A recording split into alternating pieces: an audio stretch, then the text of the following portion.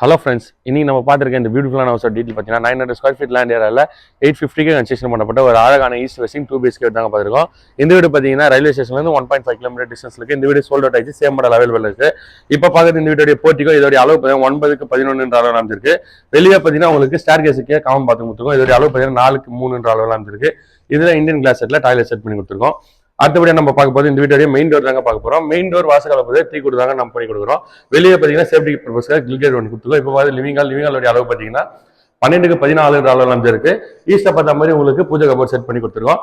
அடுத்தபடியே பார்க்கறது கிச்சனுடைய அளவு பார்த்தீங்கன்னா 6:7 அளவில் அமைஞ்சிருக்கு. இந்த வீடு பார்த்தீங்கன்னா ஃபுல் அண்ட் ஃபுல் வந்து மாடல் கிச்சன் பண்ணி கொடுத்துருக்கோம்.